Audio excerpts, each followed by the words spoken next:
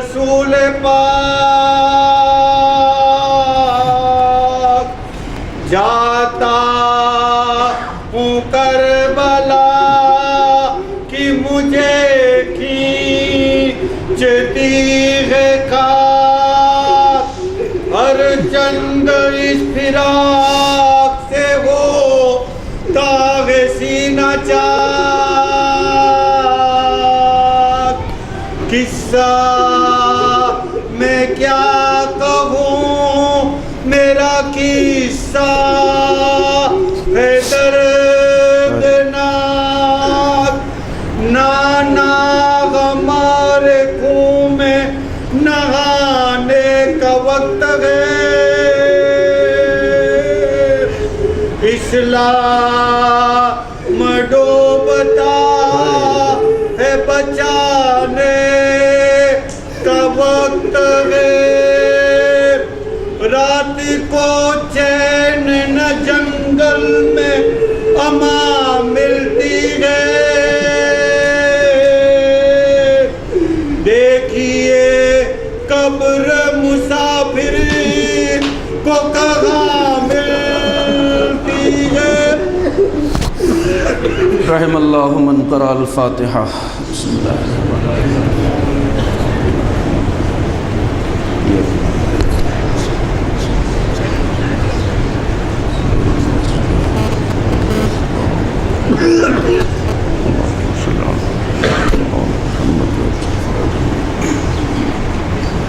اعوذ باللہ السمیع العلیم من الشیطان اللعین الرجیم حسبنا اللہ ونعم الوکیل نعم المولا ونعم النصیر بسم اللہ الرحمن الرحیم الحمدللہ الذی ہدانا لہذا وما كنا لنهتدي لولا ان هدانا اللہ لقد جاءت رسل ربنا بالحق والصلاة والسلام والتحیۃ والاکرام علی اشرف الانبیاء والمرسلین مولانا و مولا الکونین جد الحسن والحسین ابی القاسم محمد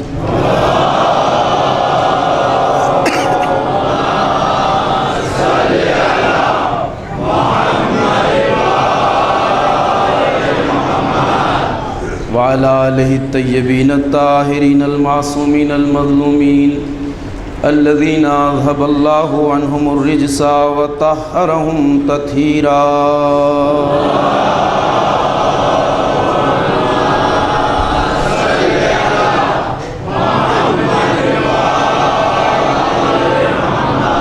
ولعنۃ اللہ الدائمۃ الباقیۃ الابدیۃ علی اعدائہم ومنکری فضائلہم اجمعین من الآن إلى قيام يوم الدين اما بعد فقد قال الله سبحانه تبارك وتعالى وهو أصدق القائلين بسم الله الرحمن الرحيم ومن يبتغي غير الإسلام دينا فلن يقبل منه وهو في الآخرة من الخاسرين صلوات پڑھیں بر محمد آلہ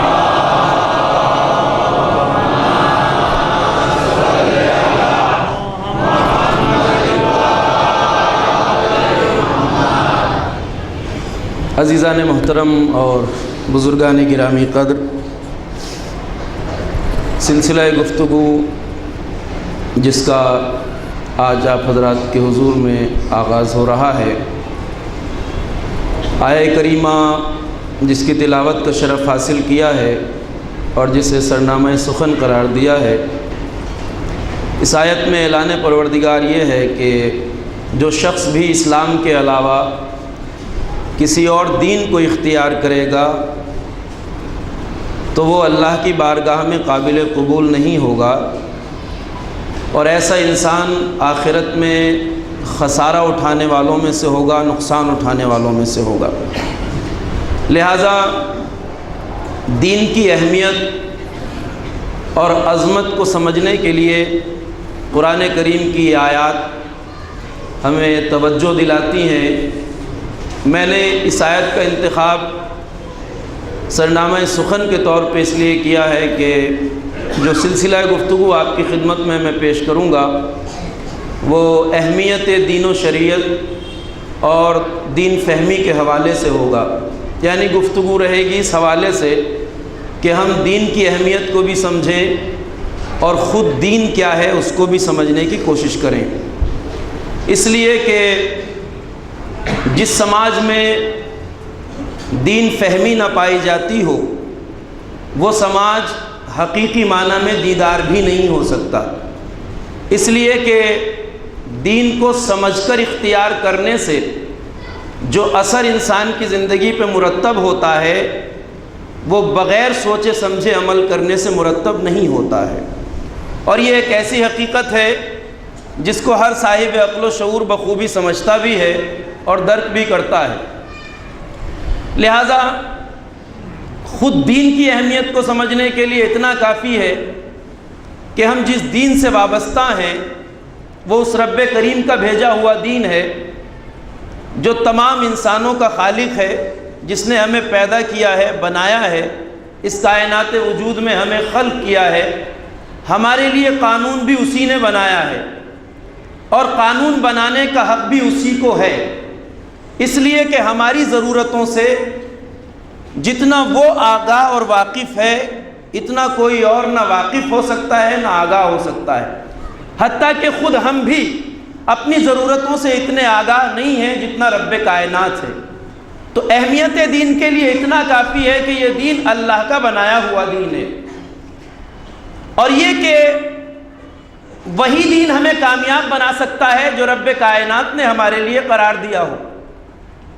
ادیان دو طرح کے ہیں، ایک دین وہ ہے جو آسمانی دین کہلاتا ہے، یعنی اللہ کی طرف سے جن مذاہب کے لیے شریعت آئی وہ آسمانی مذاہب کہلاتے ہیں، جیسے عیسائیت ہے، یہودیت ہے، اسلام ہے، یہ وہ ادیان ہیں کہ جو اللہ کی طرف سے آئے، یہ آسمانی مذاہب کہلاتے ہیں۔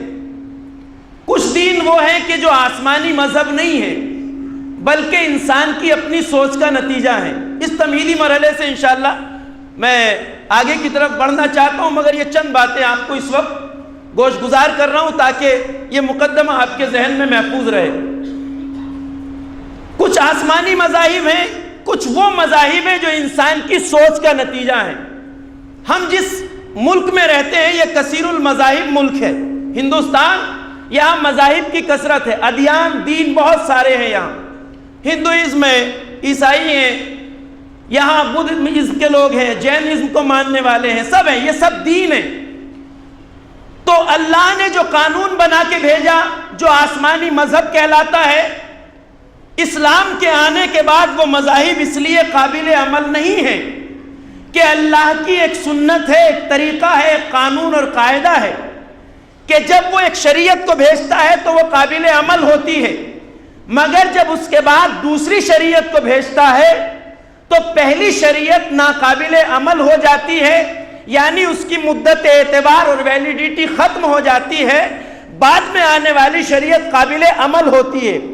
مثلا حضرت موسیٰ کا لایا ہوا دین موسویت یا یہودیوں کا مذہب تبھی تک قابل عمل تھا جب تک حضرت عیسیٰ شریعت لے کر نہیں آ گئے، لیکن جب عیسوی شریعت آ گئی، حضرت عیسیٰ شریعت لے کے آ گئے، تو اس کے بعد شریعت حضرت موسیٰ منسوخ ہو گئی۔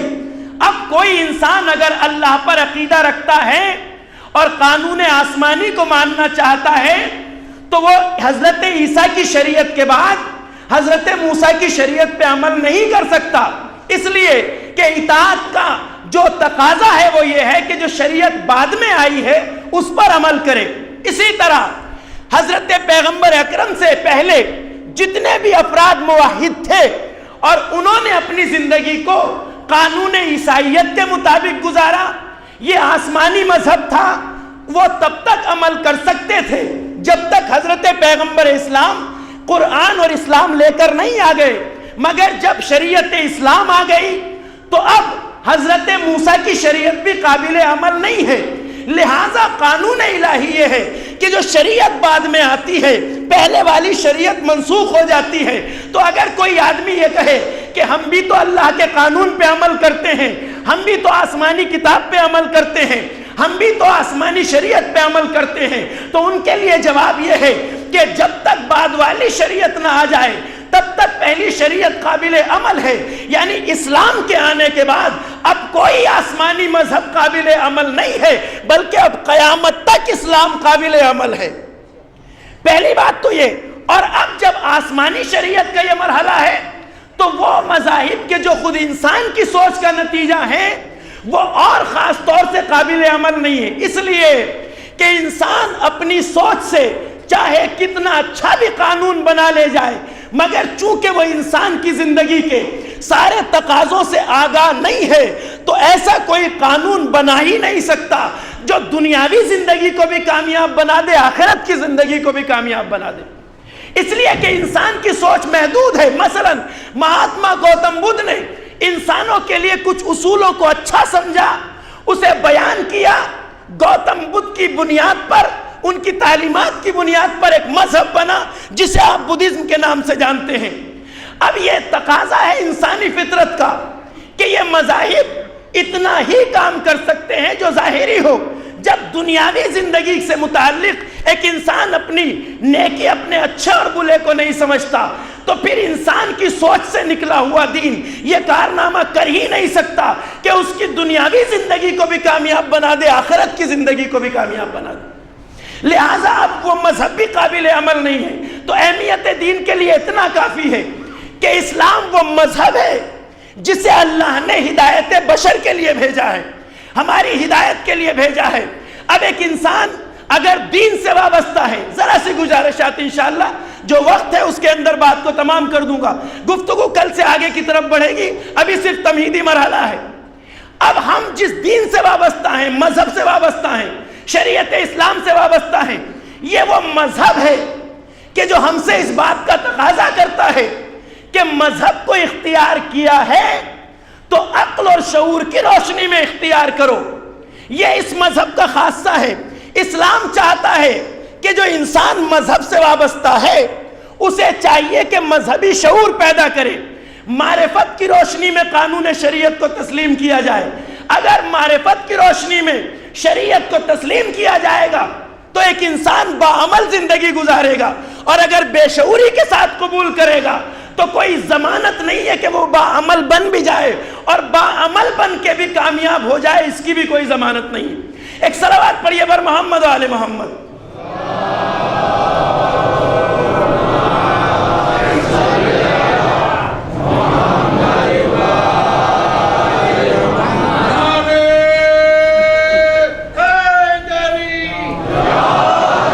اس لیے سمجھنا ضروری ہے کہ ہم جس دین سے وابستہ ہیں پہلا تقاضا اس دین کا یہ ہے کہ ہم دین کو عقل اور شعور کی روشنی میں سمجھیں. اب دیکھیے آپ قرآن مجید کی تلاوت کرتے ہیں، الحمدللہ ہمارے بچے بھی جانتے ہیں، مکتب میں آنے والے بچے بھی جانتے ہیں ہمارا مذہب وہ مذہب ہے. ہم جس شریعت سے وابستہ ہیں، جس دین سے وابستہ ہیں، اس کا تقاضا یہ ہے کہ پہلے سمجھو پھر عقیدہ قائم کرو. یہ وہ مذہب نہیں ہے جو کسی کی گردن پکڑ کے زبردستی مثال بناتا ہو. اسلام ایسا مذہب نہیں ہے جو تلوار کے زور پہ پھیلا ہو. نہیں، اسلام اجازت دیتا ہے عقل اور شعور کو استعمال کرنے کی. مذہب اجازت دیتا ہے کہ شعور کی روشنی میں پہلے مذہب کو سمجھو پھر عقیدہ قائم کرو. اب دیکھیے بالکل سامنے کی بات ہے، ہمارے نوجوان اور بچے خاص طور سے جو مجلس میں آئے ہیں، میرا ان سے تقاضا ہے کہ توجہ سے انشاءاللہ گفتگو کو ملاحظہ فرمائیں، چونکہ یہ فرش عزا جو بچھایا جاتا ہے اس کا بنیادی مقصد یہ ہے کہ ہم اس ذکر کے صدقے میں اس فرش عزا پہ آئیں اور اپنے لیے رزق فکر لے کے جائیں، اپنی آخرت کا سامان کریں، ہمارا شعور بڑھے، ہماری معرفت میں اضافہ ہو، ہم دین کو سمجھیں. اسی لیے اس فرش عزا کا انعقاد کیا جاتا ہے. تو اب میری توجہ ذرا سی اس بات کی طرف رہے کہ جو تقاضا ہے وہ یہ ہے مذہب کا کہ مذہب کو سمجھ کے اختیار کیا جائے، دین کو سمجھ کے اختیار کیا جائے. یہ مذہب کسی کو زبردستی دین کے راستے پہ نہیں لاتا ہے، بلکہ اجازت دیتا ہے کہ عقل کو استعمال کرو، شعور کو بروئے کار لاؤ. آپ دیکھیں قرآن کی تلاوت کرتے ہیں، آپ یہ بات دیکھیں گے کہ قرآن کریم کی بے شمار آیتیں ہیں کہ جن کے آخر میں یہ جز ہوتا ہے. اہمیت عقل کی کتنی اہمیت ہے اسلام میں. اسلام اقلیت پسندی پر کتنی تاکید کرتا ہے، باشعور انسان کو کس طرح سے تشویق کرتا ہے سوچنے سمجھنے کی۔ آپ دیکھیں گے کہ جب قرآن آپ پڑھتے ہیں تو غور کریں گے تب بھی، غور نہیں کریں گے تب بھی آپ یہ دیکھیں گے کہ قرآن کی بہت سی آیتیں ہیں جن کا آخری جز یہ ہوتا ہے افلا تعقلون۔ ایک آیت میں ایک بات پیش کی گئی، آخر میں آتا ہے افلا تعقلون، تم عقل سے کام کیوں نہیں لیتے۔ اپنے قاری سے قرآن کہتا ہے تم عقل سے کام کیوں نہیں لیتے۔ یا تو تعقلون کا صیغہ ہوگا مخاطب کا یا غائب کا، یعقلون ہوگا، افلا یعقلون یا افلا تعقلون، تم عقل سے کام کیوں نہیں لیتے۔ یا یہ لفظ آئے گا افلا تتفکرون، تم تفکر کیوں نہیں کرتے۔ دیکھیں گے آپ، توجہ کریں گے، دیکھیے گا، ذرا سا غور کیجئے گا، یہ آپ کو بار بار ملے گا قرآن میں، افلا تعقلون یا پھر آئے گا افلا تتفکرون، تم تفکر کیوں نہیں کرتے، یعنی تم سوچتے کیوں نہیں ہو۔ یا تفکرون یا یہ لفظ آئے گا افلا تتدبرون یا افلا یتدبرون، مطلب کیا ہے، تم غور و فکر کیوں نہیں، تدبر کیوں نہیں کرتے۔ تفکر میں اور تدبر میں فرق یہ ہے کہ تفکر عام سوچنے کا نام ہے، لیکن تدبر گہرائی سے سوچنے کو کہتے ہیں، گہرائی اور گہرائی سے زیادہ غور و فکر۔ تو چاہے بات تعقل کی ہو، تعقلون کی ہو، یا بات تفکر کی ہو، یا بات تدبر کی ہو، سب کا تعلق ہے عقل سے، یعنی انسان اپنی عقل کو ایکٹیو کرے، اپنے شعور کو ایکٹیو رکھے۔ اس کا مطلب یہ ہے کہ جو قرآن بار بار تعقلون، تتفکرون اور تدبرون کہتا ہے، اس قرآن کا پہلا تقاضا اپنے پڑھنے والے سے یہ ہے کہ قرآن چاہتا ہے کہ قرآن پڑھنے والا اپنے عقل اور شعور کو استعمال کرے، یعنی اسلام اور قرآن انسان کو صاحب عقل دیکھنا چاہتے ہیں، بے شعور نہیں دیکھنا چاہتے۔ قرآن چاہتا ہے کہ جو پڑھ رہا ہے قرآن کو وہ تفکر کرے، تدبر کرے، تعقل سے کام لے۔ اسی لیے کہا گیا کہ قرآن اور اسلام کی تاکید یہ ہے کہ جو کر رہے ہو اس کے بارے میں سوچو، جو قدم اٹھا رہے ہو اس کے بارے میں غور و فکر کرو، کیا کر رہے ہو، کہاں بیٹھے ہو، کیوں بیٹھے ہو، کیا مقصد ہے، کیوں پڑھ رہے ہو، کیا پڑھ رہے ہو، یہ ہدف ہمارے مد نظر ہونا چاہیے۔ تو یہ تمہیدی گفتگو اور انشاءاللہ بات آگے بڑھے گی، میں ابھی اس مرحلے سے گزرنا چاہتا ہوں دھیرے دھیرے۔ تو اب قرآن کا پہلا تقاضا یہ ہے، ہم جس مذہب سے وابستہ ہیں، جس مکتب سے وابستہ ہیں، وہ چاہتا ہے کہ ہم باشعور انسان ہوں، معقول انسان ہوں، جس کی عقل فعال ہو، ذہن ایکٹیو ہو۔ بے شعور کو مذہب پسند نہیں کرتا، جس کے پاس عقل نہ ہو اس کے پاس دین نہیں ہے۔ لا دین لمن لا عقل لہ، حدیث میں جس کے پاس عقل نہیں اس کے پاس دین بھی نہیں ہوتا ہے، جس کے پاس عقل ہوتی ہے وہی دیدار ہوتا ہے سچا۔ تو اب دیکھیے، اب میں بچوں سے گزارش کر رہا ہوں، یہاں آپ بزرگ بھی جانتے ہیں، ہمارے یہاں جو کہا گیا عقیدے کی منزل جہاں پہ ہے، اسلام زبردستی کسی کو مسلمان نہیں بناتا، اسلام کسی کی گردن پکڑ کے توحید کو قبول نہیں کراتا۔ آپ بزرگ سب جانتے ہیں کہ ہمارے یہاں اصول دین یعنی دین کی جڑیں 5 ہیں، جوان جانتے ہیں، بچے جانتے ہیں، اصول دین یعنی دین کی جڑیں 5 ہیں، توحید، عدل، نبوت، امامت اور قیامت، 5 چیزیں ہیں۔ یہ وہ چیزیں ہیں جس پہ ایک مرد مسلمان کو عقیدہ رکھنا چاہیے، یعنی جب توحید کو قبول کرے گا تب دائرہ اسلام میں آئے گا، عدل الہی کا شعور رکھے گا تب اسلام میں آئے گا، فلسفہ نبوت و امامت کو سمجھے گا تو دائرہ اسلام میں آئے گا۔ تو پہلی بات یہ کہ اب آپ نے اس کے ساتھ ساتھ ایک بات اور سنی ہوگی، اصول دین یعنی دین کی جڑیں 5 ہیں، فروع دین یعنی دین کی شاخیں 10 ہیں۔ اب ایک خاص بات، وہاں کیا ہے فروع دین میں؟ نماز، روزہ، خم، زکوٰۃ، سارے مسائل۔ اب ایک اہم بات آپ یہاں سنتے ہوں گے، بزرگوں نے ضرور سنا ہوگا کہ اصول دین میں تقلید جائز نہیں ہے اور فروع دین میں تقلید واجب ہے۔ توجہ فرما رہے ہیں، اصول دین میں تقلید جائز نہیں ہے، یعنی جہاں عقیدے کی منزل ہے، توحید کو ماننا ہے، عدل الہی کو، نبوت و امامت کو، وہاں تقلید نہیں ہے، اور جہاں مسائل شریعت کو پوچھنا ہے فروع دین میں تقلید واجب ہے۔ جہاں آپ مرجع تقلید کے حکم پہ عمل کرتے ہیں اس میں فروع دین میں تقلید واجب ہے، اصول دین میں تقلید جائز نہیں ہے۔ اب سمجھ رہے ہیں آپ تقلید جائز نہیں ہے کا کیا مطلب ہے؟ ذرا سا عقل و شعور کو میری طرف متوجہ کر کے بات کو سنیں۔ اصول دین میں تقلید جائز نہیں ہے کا مطلب یہ ہے کہ کوئی انسان کسی کی دیکھا دیکھ، تقلید کہتے ہیں دیکھا دیکھی کسی کام کو کرنا، کسی کے بتائے ہوئے طریقے کو اختیار کرنا، کسی کے بتائے ہوئے راستے پہ چلنا، کسی کی بتائی ہوئی بات کو تسلیم کر لینا، یہ تقلید کہلاتا ہے۔ ہم تقلید مجتہد کی جو کرتے ہیں اس میں یہی ہے کہ جو مسئلہ نماز کا ہمارے لیے مرجع وقت بتائے گا ہم اس پہ سر تسلیم خم کر دیں گے، لیکن یہ صورتحال فروع دین میں ہے، اصول دین میں تقلید جائز نہیں ہے۔ یعنی جہاں اللہ کی وحدانیت کی بات آئے تو کوئی یہ نہیں کہہ سکتا کہ میں اس لیے مسلمان ہوں کہ میرے ابا جان مسلمان ہیں، میری اماں مسلمان ہیں، میں جس سوسائٹی میں رہتا ہوں وہ سب مسلمان ہیں۔ اگر آپ کے توحید الہی کو ماننے کی یہ دلیل ہے تو یہ ازرو شعور نہیں ہے، یہ تقلید ہے والدین کی، یہ تقلید ہے سوسائٹی کی، یہ تقلید ہے سماج کی، اور اصول دین میں تقلید جائز نہیں ہے۔ تو اب کیا ہوگا صاحب؟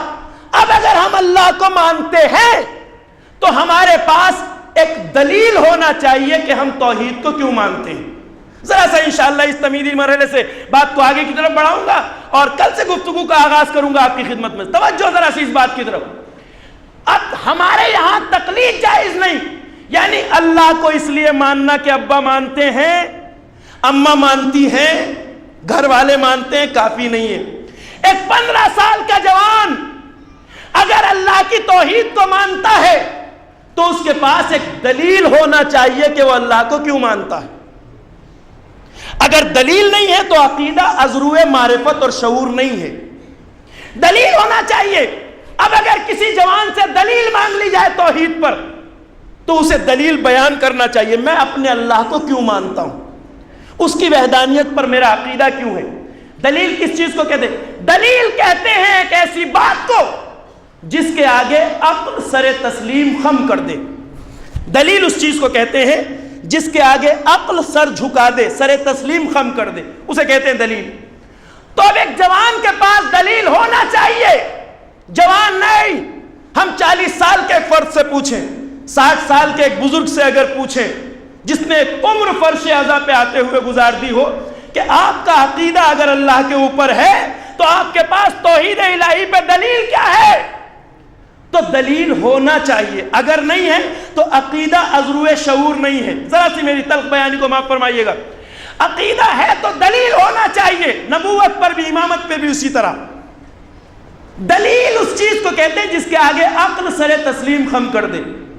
کائنات کا ذرہ ذرہ اللہ کے وجود پر دلالت کرتا ہے۔ اب ضروری نہیں ہے کہ ایک جوان جو دلیل پیش کرے وہ بہت بڑی کوئی فلسفے کی دلیل ہو، کوئی منطقی دلیل ہو، برہان انی والامی قائم کرے، ضرورت نہیں ہے۔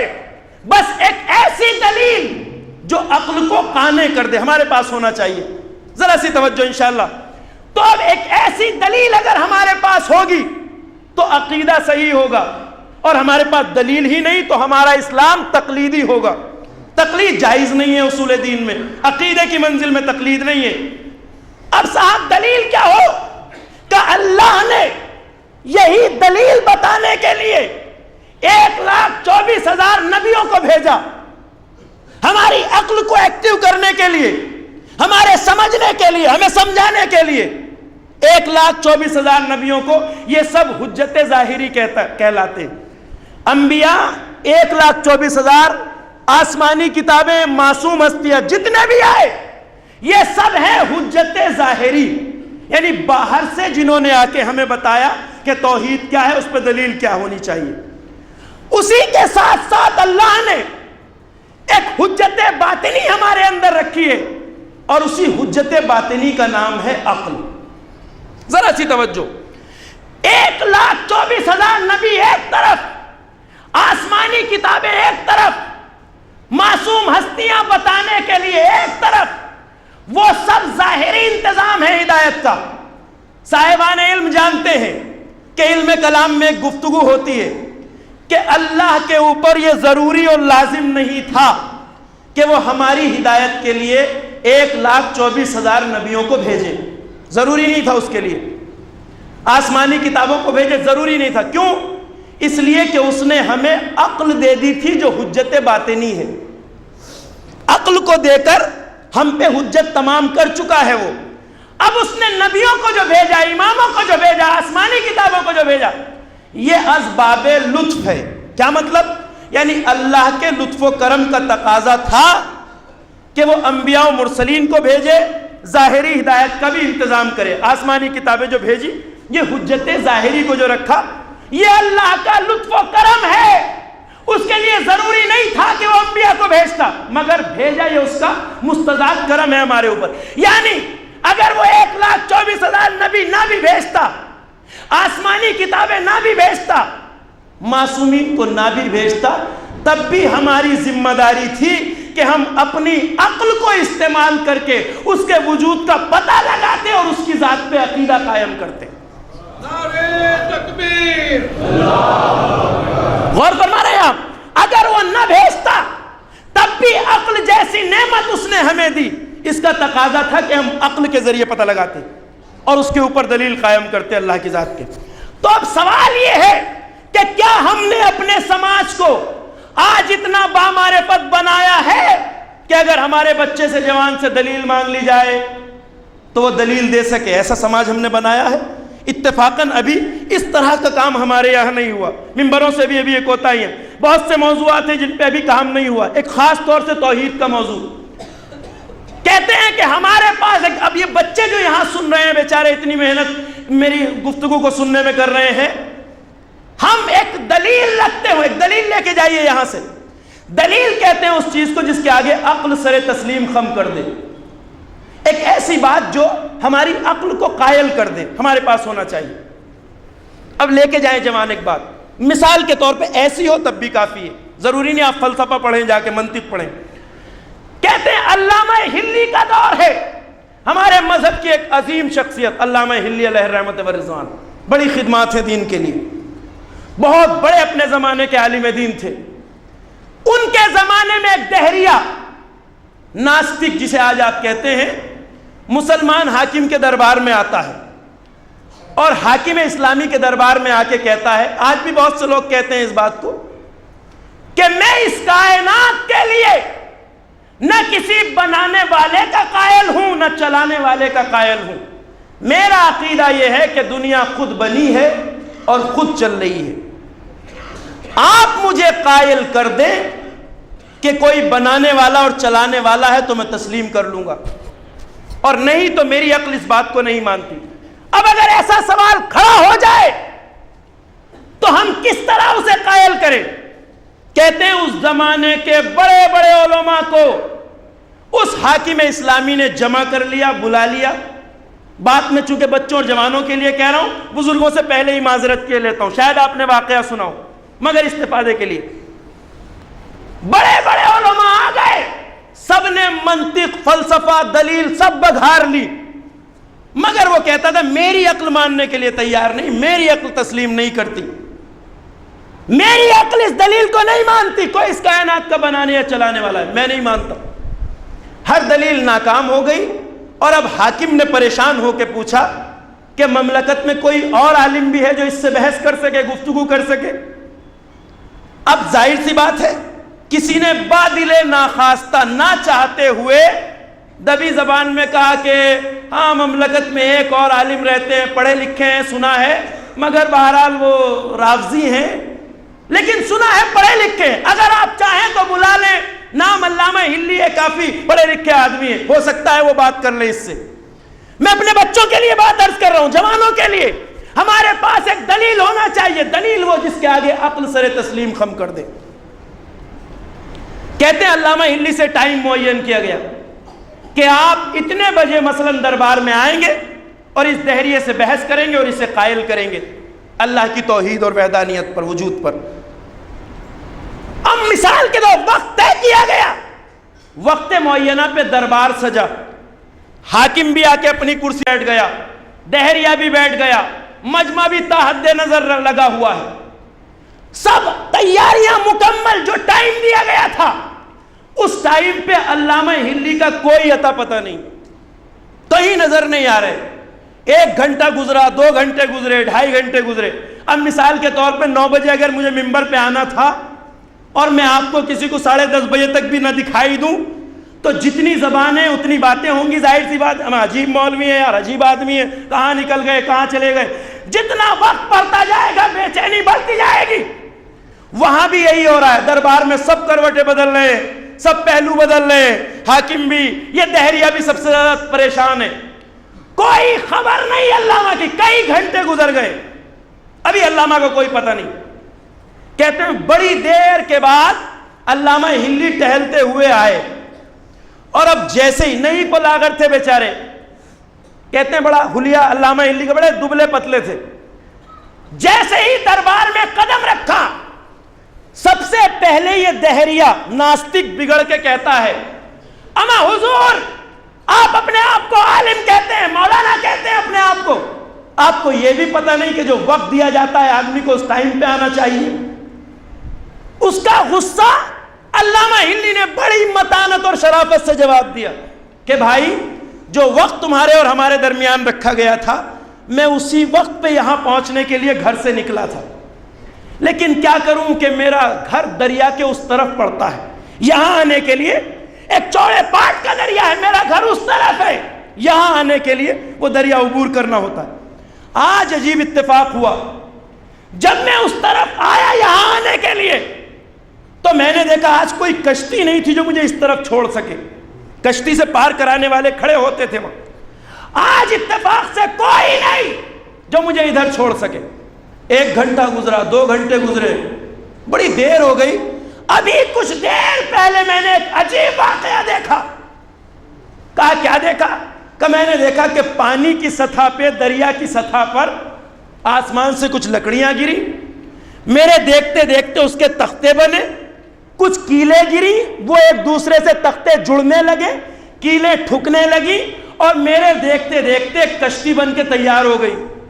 اور بھیا جب کشتی بن گئی تو میں نے اس میں قدم رکھے, میں بیٹھ گیا. جب میں بیٹھا تو وہ کشتی چلنے لگی. اب اس نے مجھے اس پار لا کے چھوڑا ہے تو میں اب آیا ہوں. اس نے مجھے یہاں لا کے چھوڑا, اب میں آ گیا. اب جیسے ہی علامہ نے یہ کہا, یہ دہریہ کھلکھلا کے ہنسا اور کہنے لگا حضرت اب تک تو آپ کو وعدہ خلافی مولوی سمجھ رہا تھا, اب لگتا ہے کہ آپ کی عقل میں بھی کوئی فطور ہے, لگتا ہے آپ کی عقل کا اسکرو بھی کوئی ڈھیلا ہے. علامہ نے کہا تجھے میری عقل پہ شبہ کیوں ہوا؟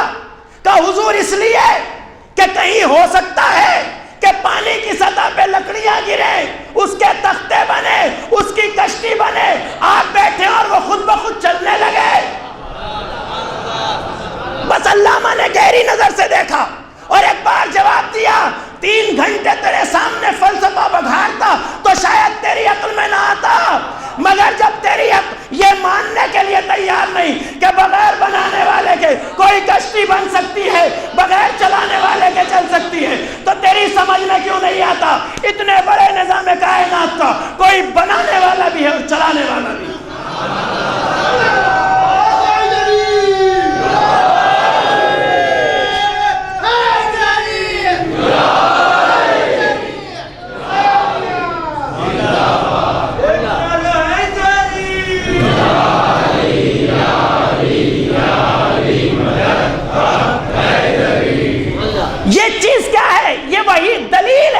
کے آگے عقل سرے تسلیم خم کر دے.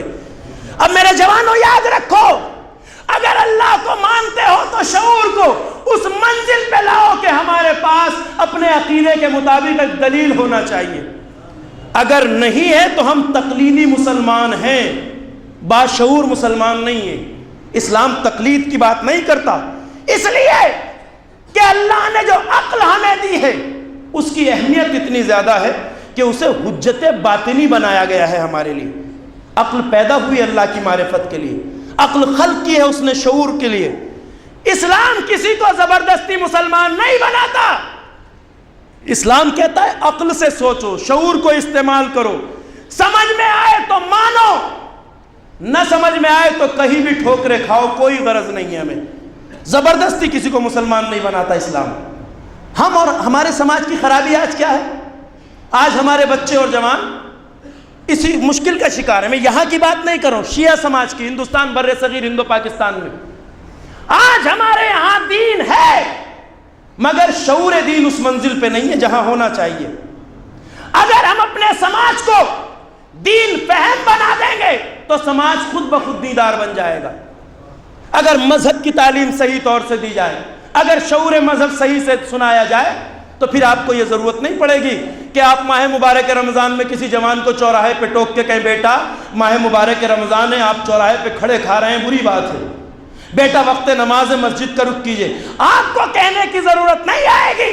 اگر شعور ہوگا تو خود ان چیزوں کا خیال رکھے گا, اگر معرفت ہوگی تو خود ان چیزوں کا خیال رکھے گا. دیکھیں ایک بڑی عجیب سی بات ہے جو میں آپ سے عرض کروں یہاں پر. ہمارے سماج کی آج ایک سب سے بڑی دشواری یہ ہے کہ ہمارے بیچ کچھ ایسے افراد پیدا ہو جاتے ہیں جن کا مذہب کے بارے میں شعور ادکچرا ہوتا ہے, اور ایسے افراد دین کے لیے بڑے خطرناک ہوتے ہیں. جن کی معرفت ادکچری ہوتی ہے وہ دین کے لیے بڑا خطرہ ہو جاتے ہیں. ایک مقولہ آپ نے ضرور سنا ہوگا کہ نیم حکیم خطرہ جان اور نیم ملا خطرہ ایمان. تو نیم آدھا حکیم جان کے لیے خطرہ ہوتا ہے, آدھا مولوی ایمان کے لیے بہت بڑا خطرہ ہوتا ہے.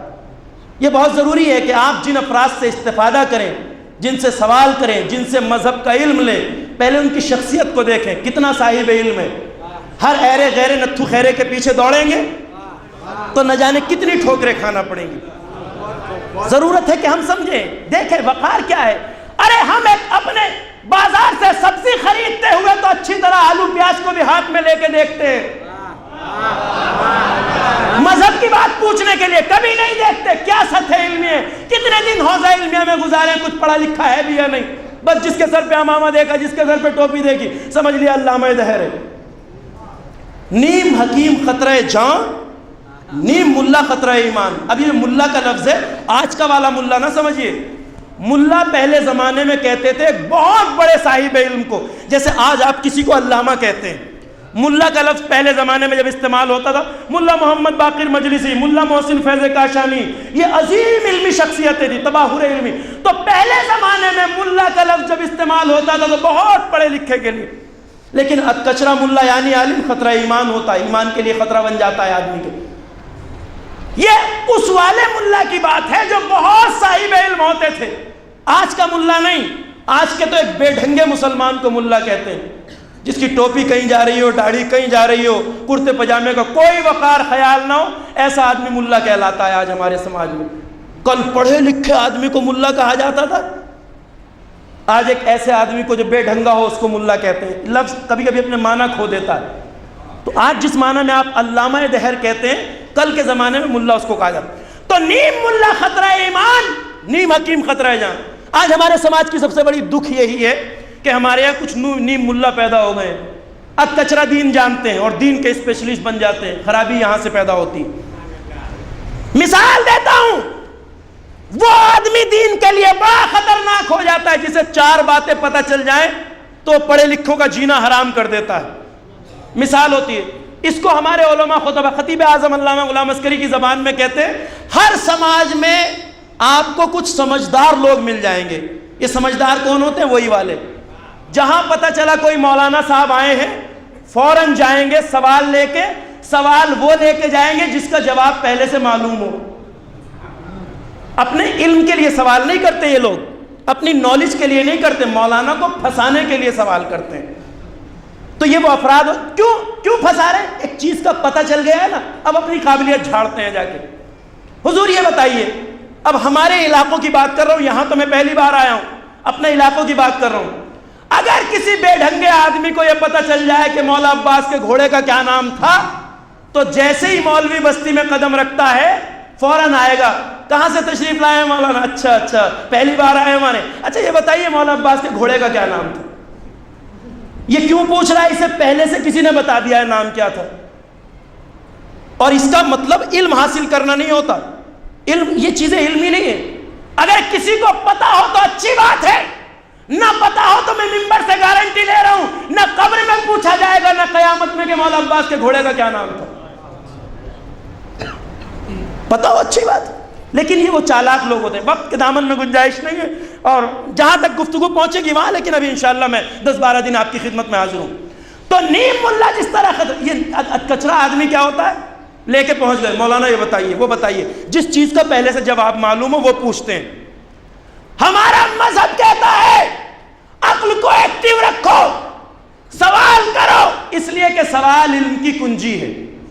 مولا متقیان نہج بلاغہ میں فرماتے ہیں العلم السؤال مفتاح العلم، سوال علم کی کنجی ہے. سوال کرو گے تو ایک نیا علم کا باب تمہارے سامنے کھلے گا. سوالی بنو. میں ممبر سے آپ سے کہہ رہا ہوں سوال کرنے کی عادت ڈالیے، مگر ویسے قابلیت کے سوال نہ کیجئے جس میں مولانا کو پھنسانا مقصود ہو آپ کا، یا ٹیسٹ لینا چاہتے ہو آپ مولانا کو. نہیں، علم کے لیے، نالج کے لیے. یہ اسی حدیث نہج بلاغہ میں مولا فرماتے ہیں السؤال مفتاح العلم، سوال علم کی کنجی ہے. اور ایک جگہ فرماتے ہیں السؤال ذل، سوال کرنا ذلت ہے. دونوں کا فرق جانتے ہیں آپ، بالکل سامنے کی بات ہے. وہ سوال جو طلب علم کے لیے کیا جائے وہ مفتاح العلم یعنی علم کی چابی ہے، اور وہ سوال ذلت ہے جو کسی کے آگے دستے سوال پھیلانا، کسی سے کچھ مانگنا ذلت ہے. یہ سوال ذلت ہے، وہ سوال مفتاح العلم ہے. اس لیے کہ جب آپ کوئی سوال کریں گے اور اس کا جواب تلاش کر لیں گے تو علم کا ایک نیا دروازہ آپ کے سامنے کھلے گا. توجہ فرما رہے ہیں، علم کا ایک نیا دروازہ آپ کے سامنے کھلے گا. کہتے ہیں کہ جیمز وارڈ ایک ایسا بیکار ٹھالی جوان کہ جس کا من نہ پڑھائی میں لگتا تھا نہ لکھائی میں نہ لگتا تھا، کہیں ایک بیکار ٹھالی لڑکا. چوتھی پانچویں انگلش کی کون سی کتاب میں پڑھائی جاتی ہے جیمز وارڈ کی کہانی. ایک ایسا بیکار جوان جس کا دل نہ پڑھائی میں لگتا نہ لکھائی میں لگتا ہے، لیکن کچن میں بیٹھا ہے، اسکول کا کچن میں خالی بیٹھا ہے. کہتے اس کی آنٹی قریب آتی ہے، بار بار کہتی ہے پڑھ لے لکھ لے کچھ کر لے، مگر اس کے کان پہ جوں نہیں رینگتی. اتنا زیادہ ان ایکٹیو جوان. لیکن کچن میں بیٹھے بیٹھے ایک دن اس کے ذہن میں یہ سوال آیا کہ یہ کیتلی کا ڈھکن اٹھتا کیوں ہے، گرتا کیوں ہے. چائے کے لیے یا پانی جو گرم ہو رہا تھا، ڈھکن جو بھاپ سے اٹھتا ہے، سوال پیدا ہوا یہ ڈھکن اٹھتا کیوں ہے، گرتا کیوں ہے. جب یہ سوال اس کے ذہن میں کوندا تو اس نے اس پہ تحقیق کی، ریسرچ کی. سب سے پہلے اسٹیم پاور کا پتہ لگانے والا آدمی بنا. اس نے پتہ چلایا کہ بھاپ میں طاقت ہوتی ہے، بھاپ میں ایک اسٹیم میں پاور ہوتی ہے. اسی اسٹیم پاور کا پتہ لگا کر دنیا کو سب سے پہلا ریلوے انجن دینے والا آدمی بنا. اتنا ٹھالی آدمی، اس کے ذہن میں ایک سوال آئے تو وہ اتنا بڑا کام کر جائے بشریت کے لیے. اگر سمجھدار آدمی سوال کرے تو کہاں تک پہنچیں گے. تو یہ ہمارے یہاں پابندی نہیں سوال کرنے پہ. آپ نے یہ ساری چیزیں، ایک بیکار آدمی کے ذہن میں سوال علم کی کنجی ہے. نہ سوال اٹھتا تو ابھی شاید دنیا نہ جانے کب جا کے اسٹیم پاور کا پتہ لگاتی. تو یہ سارا علم، سوال جو ہے علم کی کنجی ہے. لہذا سوالی بنیے، مگر اس طرح کے آدمی نہ بنیے. اور یہیں سے ہمارے یہاں کہا گیا مذہب کے بارے میں سوال کرو، سوچو، عقل مند انسان بنو، باشعور انسان بنو. لیکن جس طرح وہ خطرہ ہوتا ہے، اب ہمارے سماج کی ایک مشکل ہے، وہ یہ کہ بہت سے افراد وہ ہیں کہ جو آدھی معلومات رکھتے ہیں دین کے بارے میں، اور اسی لیے خرابی ہے عمل. آپ کسی جوان کو وقت نماز کہیے کہ بیٹا وقت نماز ہے، مسجد کا رخ کرو، تو پلٹ کے کہتے ہیں صاحب ہماری سمجھ میں تو نہیں آتا آپ کیا کہتے ہیں. اسلام، قرآن کہتا ہے لا اکراہ فی الدین، دین میں کوئی زبردستی نہیں ہے. آپ کہتے ہیں یہ کرو وہ کرو، یہ نہیں کرو وہ نہیں کرو، یہ حرام ہے یہ حلال ہے، یہ جائز ہے ناجائز ہے. ہماری سمجھ میں نہیں آتا. قرآن کی آیت ہے، کیا کوئی منع کر دے گا؟ قرآن کی آیت نہیں ہے، سب جانتے ہیں قرآن کی آیت ہے. لا اکراہ فی الدین ہے قرآن میں یا نہیں؟ لا اکراہ فی الدین یعنی دین میں کوئی زبردستی نہیں. تو پھر یہ حرام اور حلال کا فلسفہ کیا ہے؟ واجب کو انجام دو، زبردستی ہے. حرام سے بچو، زبردستی ہے یا نہیں؟ تو جن کی معلومات ادکچری ہوتی ہیں وہ بزرگوں کو جواب دیتے ہیں. ہماری تو سمجھ میں آتا. آپ کہتے ہیں یہ کرو وہ کرو، اور اسلام کہتا ہے کہ لا اکراہ فی الدین. اب ان ادکچروں کو آپ کیسے جواب دیں گے؟ لا اکراہ فی الدین کا مطلب یہاں یہ نہیں ہے کہ انسان واجبات کا انکار کرے، محرمات کا انکار کرے. نہیں، لا اکراہ فی الدین کا مطلب یہ ہے کہ اسلام کسی کو زبردستی مسلمان نہیں بناتا، لیکن اگر اسلام کو قبول کر لیا ہے تو ہر واجب پہ عمل کرنا ہوگا، ہر حرام سے بچنا ہوگا۔ قانون کو مانا ہے، ایک قانون کو تسلیم کیا ہے، ایک نظام زندگی کو تسلیم کیا ہے، اس لیے کہا جاتا ہے اگر مان لیا ہے تو پھر عمل لازمی ہے، پھر نہیں کہہ سکتے۔ مثال دیتا ہوں، ہمارے بچے یہاں آئے ہیں وہ رزق شعور کے لیے۔ آج ہم یہ دیکھتے ہیں کہ ایک جوان محنت کرتا ہے، تعلیم حاصل کرتا ہے، بڑی بڑی ڈگریاں حاصل کرتا ہے، اور اس کے بعد اس کی کوشش ہوتی ہے کہ اس کی جاب کسی باہر کی کمپنی میں لگ جائے، امریکن کمپنی ہو، یورپ کی کمپنی ہو، امریکہ چلا جائے، یورپ میں چلا جائے، نہ صحیح گلف میں چلا جائے، کہیں محنت کی ہے، پڑھا لکھا ہے۔ یہ کیوں جانا چاہتا ہے؟ کیوں جانا چاہتا ہے وہاں؟ اس لیے کہ جانتا ہے وہاں امکانات زندگی بھی اچھے ہیں، فیسلٹیز بھی ہیں، سیلری بھی اچھی ہے، رہنے کے لیے جگہ بھی اچھی ہیں، سڑکیں بھی اچھی ہیں، بجلی پانی کا نظام بھی اچھا ہے۔ ہمارے ہندوستان کی طرح نہیں ہے کہ آپ 1 گھنٹے کے سفر پہ نکلیے 4 گھنٹے میں بھی پہنچ جائیں، کوئی گارنٹی نہیں ہے۔ سڑکیں خراب ہیں، سیور لائنوں کی پرابلم ہے ہر جگہ۔ ایک آدمی مثال کے طور پہ امریکہ جاتا ہے، مثال دے رہا ہوں، اور اب جو جاتے ہیں آپ لوگ بہتر جانتے ہیں وہ کتنا توڑ جوڑ لگاتے ہیں وہاں کی نیشنلٹی لینے کے لیے، نہ صحیح گرین کارڈ کے لیے۔ آج کل امریکی جو ہے وہ ان میرڈ کو ویزا بھی نہیں دیتے۔ ابھی کئی لوگوں کی ویزا ریجیکٹ ہوئی ہے، اس کی وجہ کیا؟ آپ ان میرڈ ہیں۔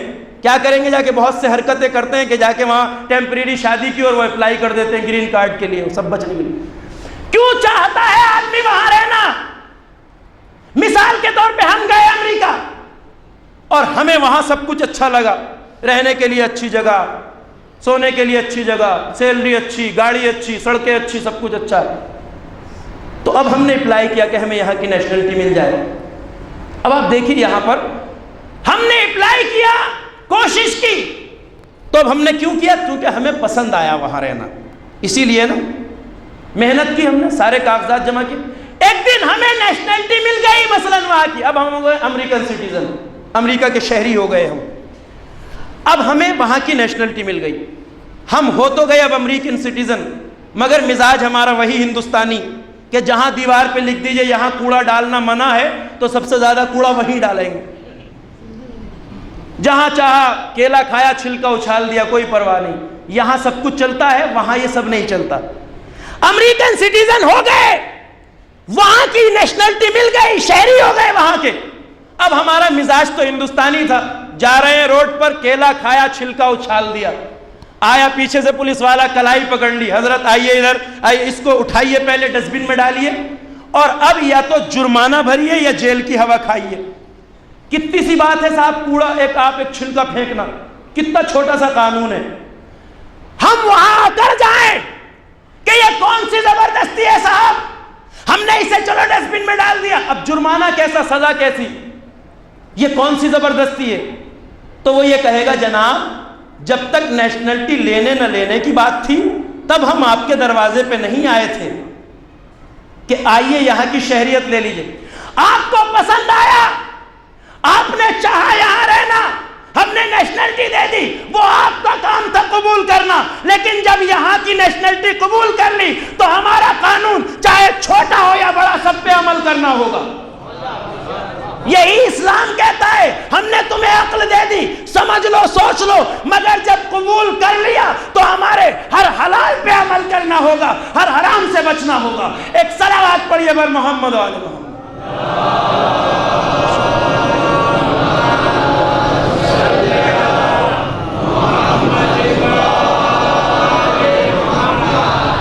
ہمیں اس بات کا خیال رکھنا چاہیے کہ ہمیں جو دین دیا گیا ہے وہ اس لیے تھا کہ ہم سوچیں سمجھیں، عقل کی روشنی میں دین کو اختیار کریں۔ مذہب کوئی معمولی چیز نہیں ہے، مذہب کوئی کھلونا نہیں ہے۔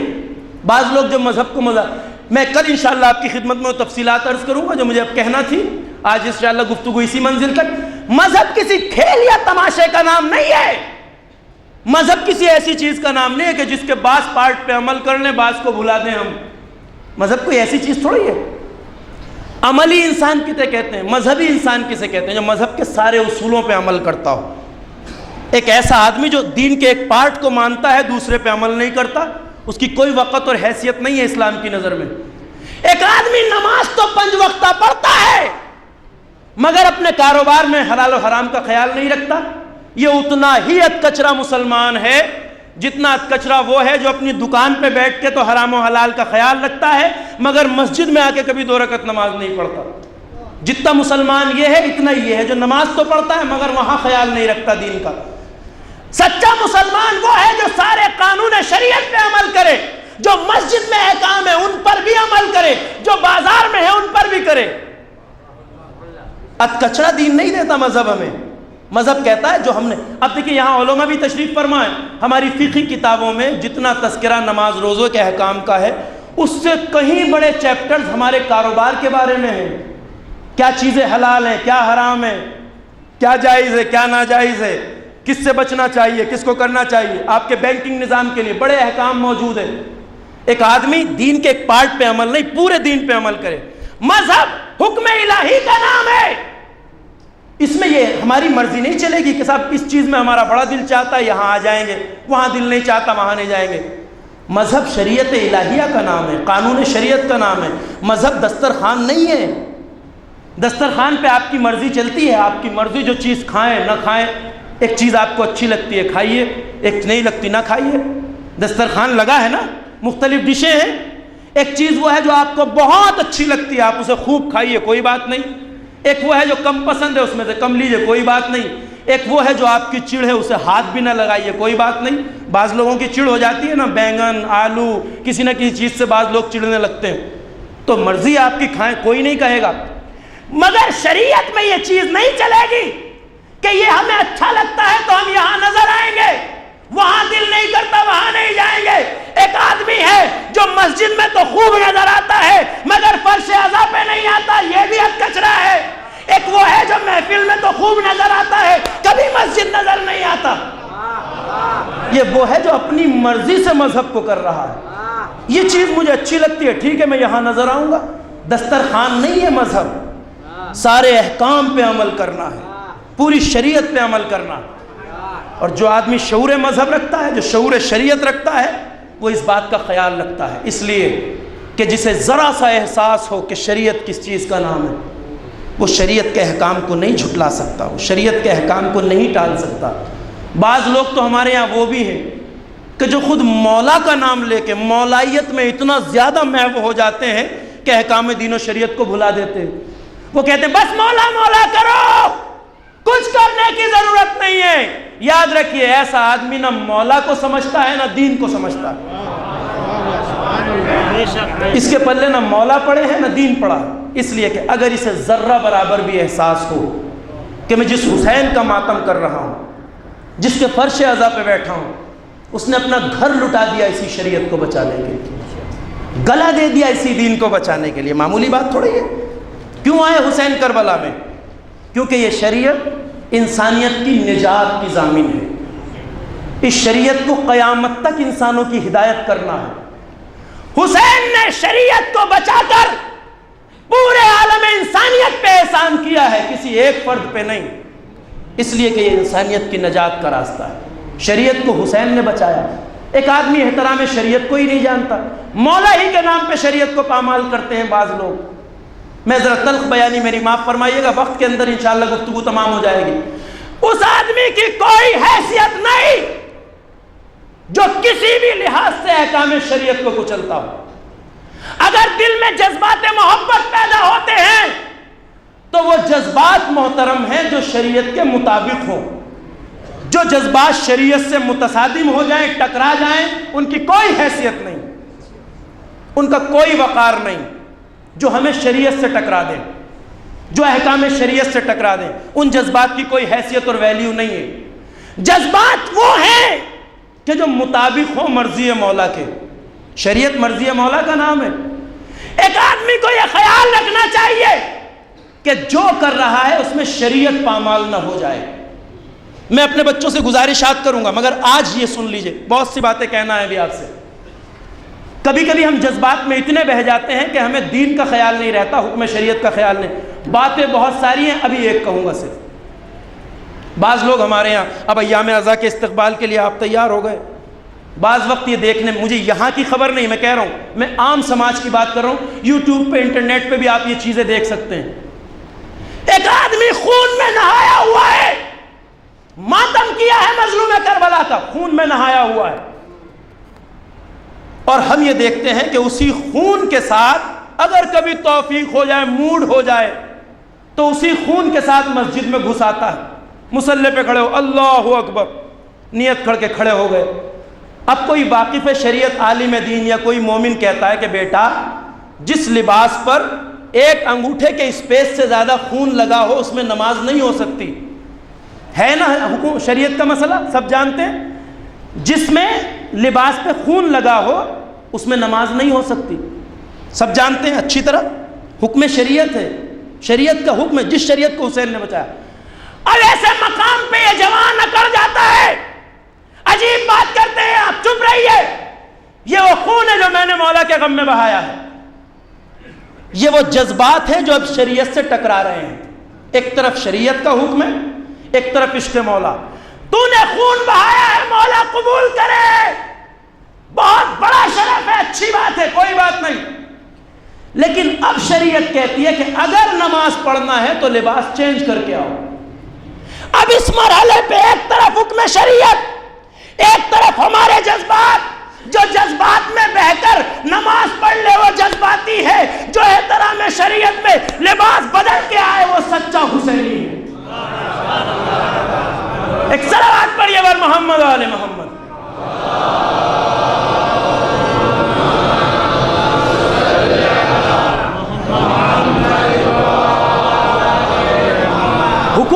حکومت ہے شریعت کی ہمارے اوپر، ہمارا کام ہے حکم شریعت کا خیال رکھنا.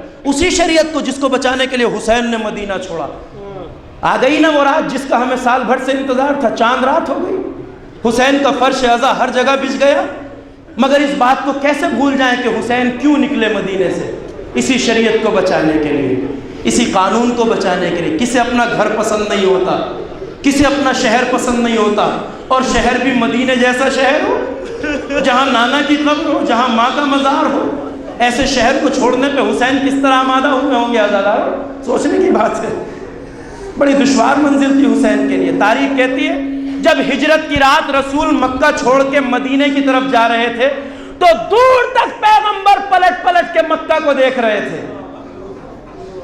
آنسو بہ رہے تھے رسول کی آنکھوں سے. پھر سوچئے اس حسین نے وہ مدینہ کیسے چھوڑا ہوگا جسے نانا نے آباد کیا. بڑی سخت رات تھی وہ حسین کے لیے جب دربار خلافت میں بلایا گیا قصر الامارہ میں. بہن زینب دروازے پہ انتظار کر رہی ہے. لوٹ کے آئے تو باہیں ڈال دی، بھیا کیا ہوا؟ کہا بہن زینب سامان سفر تیار کرو، اب یہ مدینہ ہمارے رہنے کے قابل نہیں رہا. اجرکم اللہ، آزادار بہت جلد میں وسائل تمام کر دوں گا، حق گیری ادا ہو جائے. بہن ہمیں مدینہ چھوڑنا ہوگا، اب یہ امت ہمیں رہنے نہیں دیتی. تاریخ کہتی ہے گھر میں اسباب سفر تیار ہونے لگا. حسین اسی رات کے سناٹے میں اپنے نانا کی قبر پہ آئے، قبر پہ گرا کے کہا نانا اب یہ مدینہ ہمیں رہنے نہیں دیتا. نانا آپ کی امت ہمارا مدینے میں رہنا پسند نہیں کرتی، نانا مجھے مدینہ چھوڑنا ہوگا. تاریخ کہتی ہے کہا نانا اگر ہو سکے تو نواسے کو قبر میں لے لیجئے. یہ کہتے کہتے حسین کی آنکھ لگی، عالم خواب میں دیکھا قبر رسول شگافتہ ہوئی. کہا میرے لال حسین تیرا نانا تجھے قبر میں تو لے جائے مگر حسین میرے دین کو کون بچائے گا، میری شریعت کی حفاظت کون کرے گا؟ کہا نانا اگر ایسا ہے تو میں مدینہ چھوڑنے کے لیے تیار ہوں. مجھے نہیں معلوم کس طرح ماں کی قبر پہ آئے ہوں گے حسین. اس بے کس ماں کی قبر جس کی پسلیاں ٹوٹ گئی تھی اسی شہر میں، اس بے کس ماں کی قبر جس کے پہلو میں بھیا محسن شہید ہوا تھا، اس قبر پہ آنے والا اکیلا حسین کہتا ہے اماں باپ کی قبر پہ کوئی چراغ جلانے والا نہ ہوگا. اماں آپ کا لال جا رہا ہے. آواز آئی میرے لال حسین تنہا تم نہیں جاؤ گے، تمہارے ساتھ ساتھ تمہاری ماں بھی ہر جگہ ہوگی. اجرکم اللہ ازادار 28 سفر تھی جب حسین مدینہ چھوڑ رہے تھے. تاریخ کہتی ہے جس دن حسین مدینہ چھوڑ رہے تھے سارا شہر مدینہ حسین کے دروازے پہ جمع تھا. سواریاں دروازے کے باہر ہیں، بیت الشرف کے باہر. سامان سفر اونٹوں پہ لادا جا چکا ہے. ایک راوی کہتا ہے، روایت پڑھوں گا مجلس تمام ہو جائے گی. عبداللہ ابن سنان کہتا ہے میں اس دن شہر مدینہ میں داخل ہوا جس دن حسین مدینہ چھوڑ رہے تھے. میں نے دیکھا شہر مدینہ پہ عجیب اداسی ہے، عجیب سناٹا ہے، عجیب ویرانی ہے، ہر طرف بھوکا عالم ہے، ساری مدینے کی گلیاں سنسان ہیں. میں گھبرا گیا. میں نے کہا اتنا آباد شہر آج اتنا اجڑا ہوا کیوں لگ رہا ہے؟ آگے بڑھتا گیا. ایک شخص ملا، میں نے کہا اے شخص آج اس شہر مدینہ کو کیا ہو گیا؟ لوگ کہاں ہیں؟ کہ تجھے خبر نہیں ہے کہ جانے مدینہ آج مدینہ چھوڑ رہا ہے؟ شاید تجھے خبر. کہ کون تھا؟ حسین آج مدینے سے جا رہے ہیں. کہتا ہے میں اپنے گھوڑے کو آگے بڑھاتے ہوئے محلہ بنی ہاشم میں پہنچا. آج اپنے دلوں کو لے کے چلیے محلہ بنی ہاشم میں، اسی محلے میں جس کو حسین چھوڑ رہے تھے. عزاداروں تصور شرط ہے. تاریخ کہتی ہے، عبداللہ کہتا ہے جب میں حسین کے بیت الشرف کے باہر پہنچا تو میں نے دیکھا مدینے کے سارے زن و مرد، بچے بڑے، سب حسین کے دروازے کے آس پاس کھڑے. میری نظریں آگے دیکھ رہی تھی. ایک اونٹ کو محمل کو حسین کے دروازے کے ساتھ باہر کھڑا کیا گیا. ایک بی بی گھر سے باہر آئی. ایک چاند سا جوان آگے بڑھا، اس نے بازو کو پکڑا، محمل میں سوار کر دیا. میں نے پوچھا یہ بی بی کون تھی اور یہ جوان کون تھا؟ تو کسی نے کہا یہ جوان حسن کا یتیم قاسم ہے اور یہ اس کی ماں ام فروا.